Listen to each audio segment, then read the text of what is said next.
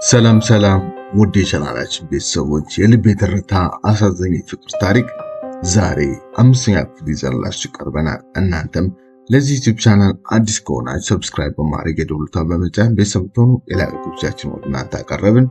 የልብ የትርታ ክፍል 5 እንዲቀጥላል መልካም ቆይታ ብለናል። ምሽቱ በጭፈራ ቅልጥ ብሏል። መቅደስ ራሷን አታውቅም። ከዮናስ ጋር ታብዳለች፣ ትጨፍራለች፣ ትዝናናለች፣ ታቅፈዋለች። ብቻ የዮናስ ጓደኞች መሸነፋቸውን አመኑ። መድኃኒት ጠጥታ መሆኗ ግን ማንም አልጠረጠረም።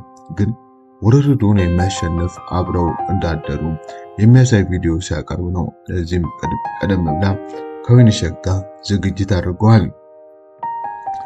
ከዚያም አቅፎ ወደ አልጋ ክፍል ወስዷል። ስልኩ ደጋግሞ ይጮሃል፣ ግን ብዙ ወንዶች አድንቀው ያላገኙትን ገላ መዳፉ ላይ መሆኑን እያሰበ ሊያነሳው ፈቃደኛ አልነበረም። መቅደስ በዛ ሰዓት ምንም ቢያረጋት ራሷን አታውቅም። ተዘራለች፣ ሌላ ዓለም ውስጥ ነች። እሱ በአንድ ድንጋይ ሁለት ወፍ ማለት ይሄን ነው ዓለም።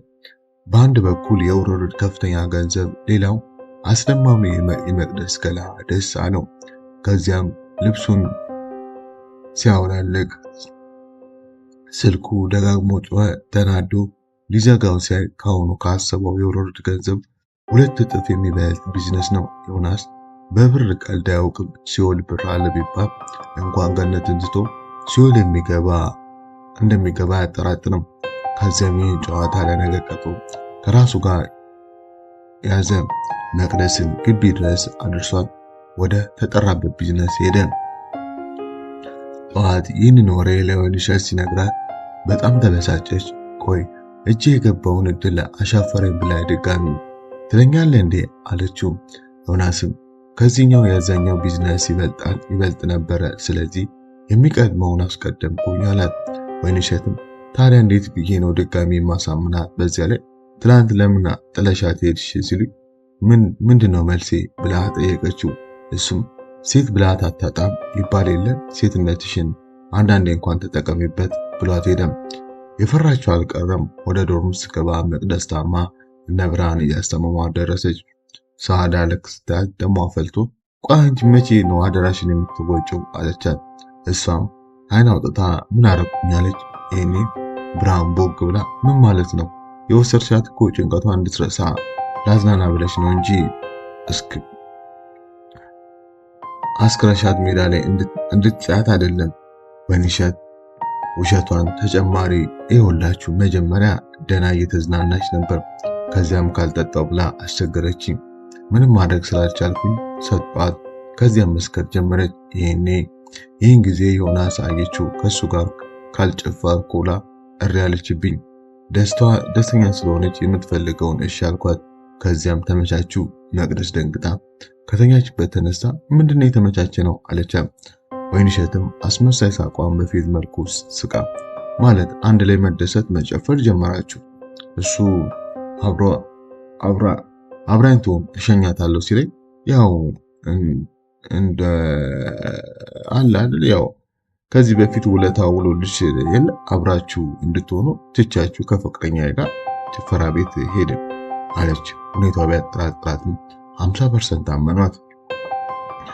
መቅደስ እንደ በፊቱ መሆን ተስኗት በድን አትበላ፣ አትጠጣ፣ አትማር፣ አተኛ። ውበቷ ባይካድም ውስቁል ብላለች። የጌዲዮን አለመምጣት አድራሻ መጥፋቱ ሙሉ ለሙሉ አመነች። በዚህ ከቀጠለ ትምህርቷን ማቆሟ የማይካድ። በእርግጥ ጌዲዮን ከሄደ 2ኛ ሳምንት ያዘ። ወይንሸት አሁንም እንሂድ እንዝናና የሚል ጥያቄ ለመቅደስ አቀረበችላት። መቅደስ ጓደኞቿን አብረን ነው የምንሄደው ራሷ ሁላችንም አሏት። ፍጹም እንደ ትላንት ለማሳመን ጣራች። የሚያምናት ግን አጣች። የዮናስና የወይንሸት እቅድ ግብ ሳይመታ ቀረም። ዛሬ ደግሞ ቀኑ ሌላ ነው። ለመቅደስ አፍቃሪ ሐዘን አለማመን ስቃዩን ተረድቶ ላዘነላትና ለራሷም ለመቅደስ ትልቅ የምስራች ቢባል ማከበድ አይሆንም።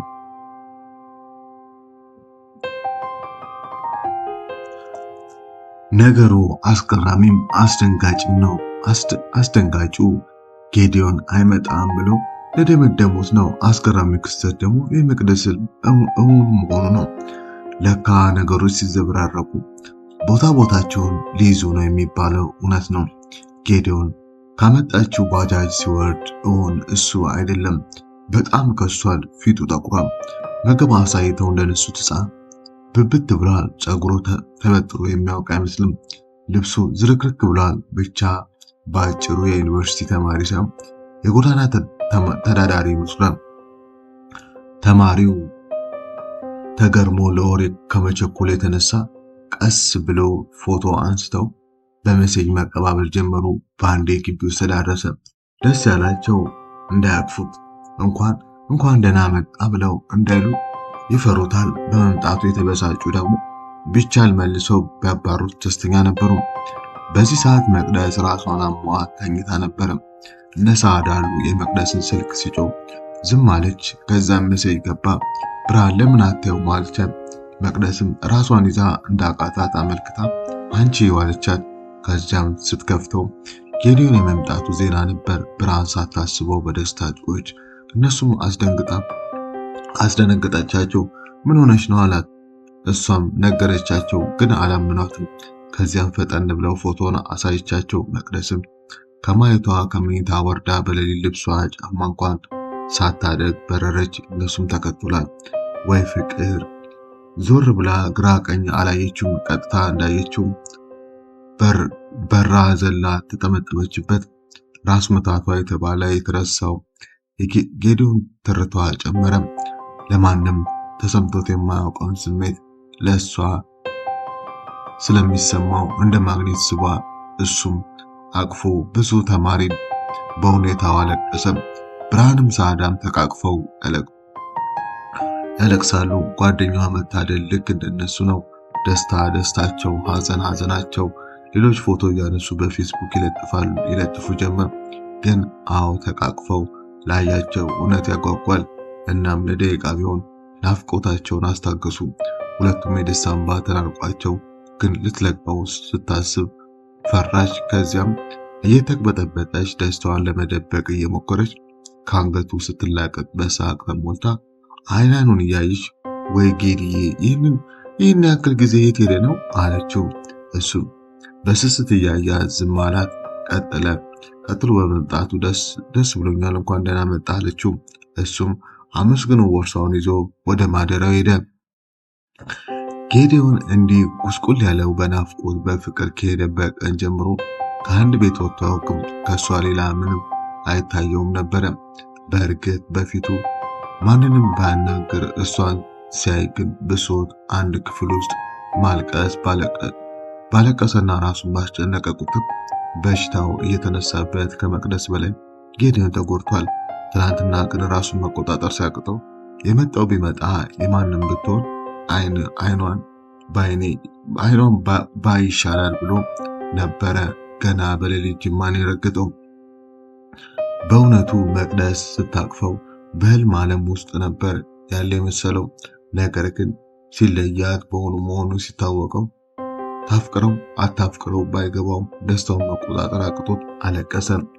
መቅደስ ስለቷ ሰመረ። ራሷን እንደሱ ማፍቀሯ ባታውቅም በደስታ ሰከረች። ይህንን የሰሙት የመምህር ያሬድ፣ ወይንሸት እና ዮናስ በንዴት የሚይዙት የሚጨብጡት አጡ። የጅማ ዩኒቨርሲቲ ወር ስለነበረ ገና በጠዋት ድምቅምቅ ብላለች።